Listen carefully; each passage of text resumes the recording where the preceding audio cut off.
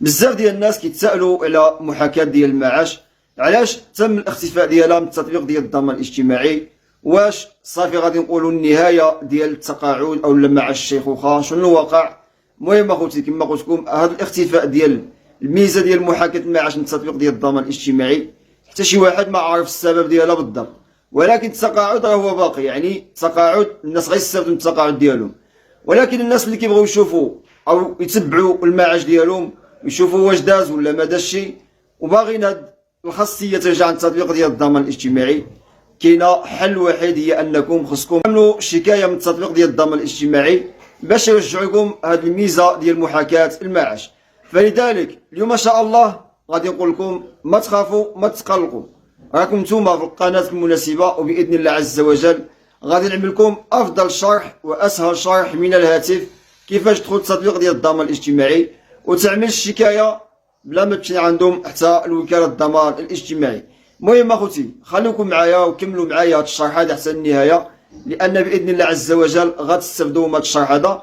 ولكن قبل ما ندخل معكم في الشرح ما تنساش كما العاده وكما القاعده بارطاجي الفيديو في مواقع التواصل الاجتماعي كي تعم الفائده، والدال على الخير كفاعله كما قال عليه افضل الصلاه والسلام. بارطاجي الفيديو وكمل معايا الفيديو حتى النهايه، وما تنسانيش بواحد اللايك وشق لي. خوتي السلام عليكم، تبارك الله عليكم، تحيه طيبه للجميع. بالنسبه للناس اللي كيسولوا على الميزه ديال محاكاه المعاش اللي اختفت من التطبيق ديال الضمان الاجتماعي، المهم اخوتي اليوم ان شاء الله غادي نشرحكم بالنسبه للناس اللي محتاجين يشوفوا المعاش ديالهم يتبعوا المعاش ديالهم، غادي نقول لكم الطريقه الوحيده كيفاش تعملوا الشكايه باش يرجع لكم هذه الخاصيه ديال محاكاه المعاش.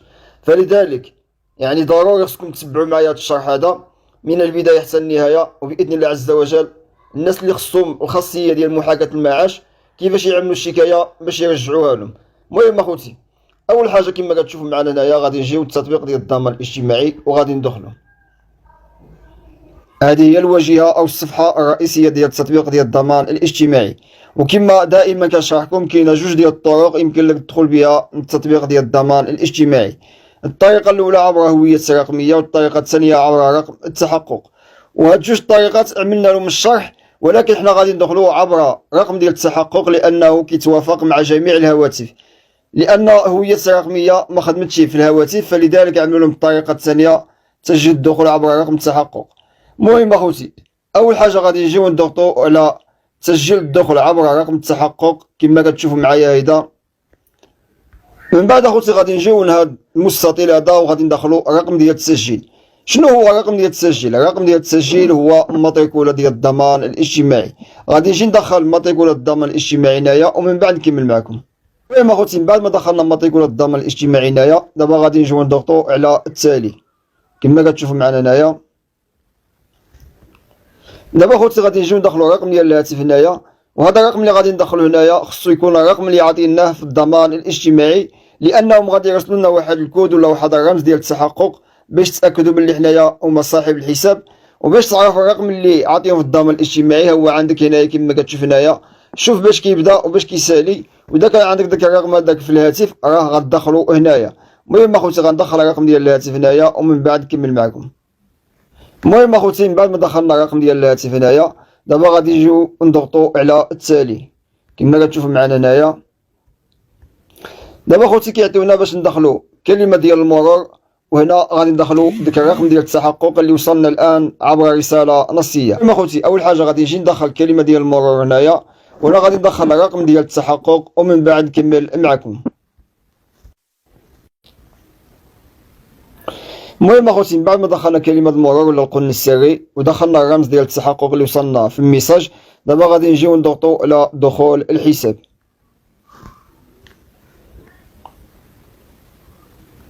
المهم اخوتي كما كتشوفوا معنا الان دابا حنا داخل الحساب ديالنا الخاص، وباش نعملوا الشكايه غادي نجيو ثلاثه ديال الشريطات بالاعلى كما كتشوفوا معنا هنايا وغادي نضغطوا عليها.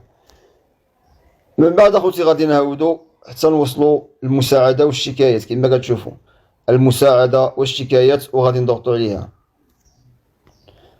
كما كتشوفوا معنا اخوتي هنايا انا كيعطيوك لجميع الاستفسارات والملاحظات او الشكايات.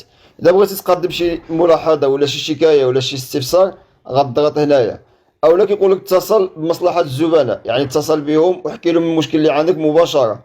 ومصلحة الزبناء كيقول لك مصلحة الزبناء رهن إشارتكم كل يوم الاثنين إلى الجمعة من 8:30 إلى 6:30، ويوم السبت من 9 إلى 1.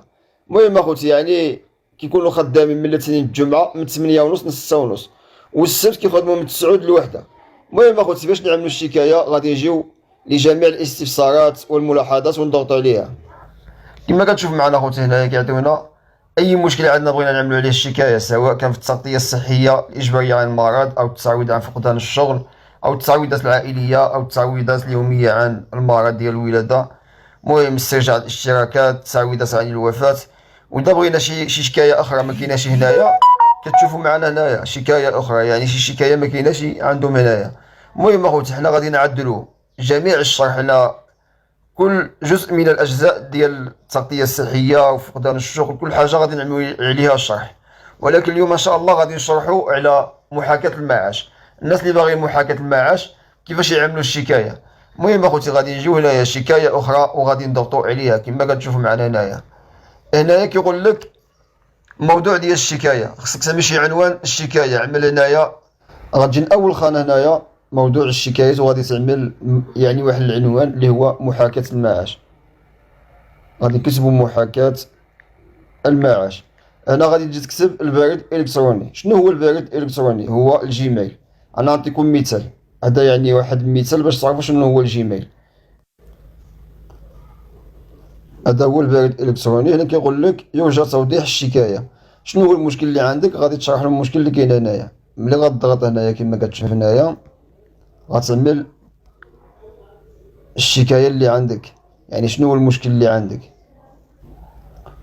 مثلا اخوتي حنا بغينا نسقسيو على محاكاة المعاش علاش اختفت من التطبيق ديال الضمان الاجتماعي. مثلا غادي تعمل لهم السلام عليكم، أريد أن أسأل عن سبب اختفاء محاكاة المعاش من تطبيق الضمان الاجتماعي.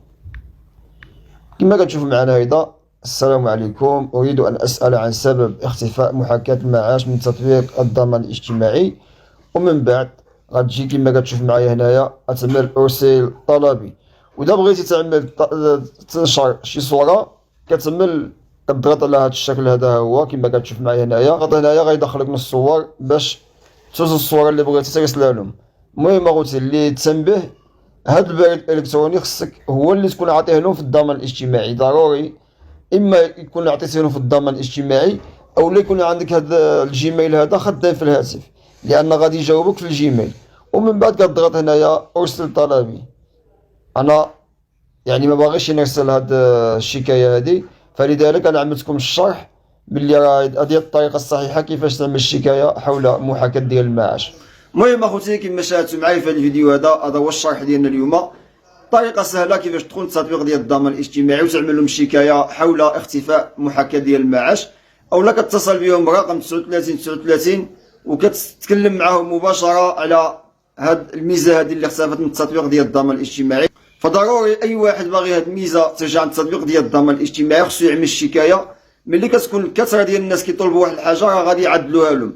فالحل ديال المشكل ديالكم هي انكم خصكم ضروري تتصلوا بهم تكلموا معاهم مباشره. افضل انا كنفضل تكلم معاهم مباشره، او لا تعمل كما شاهدتي في هذا الشرح هذا شكايه نصيه. في النهايه ديال الفيديو جزاكم الله خيرا على حسن الاصغاء والمتابعه. تلاقوا فيديو جديد ان شاء الله، والسلام عليكم ورحمه الله وبركاته.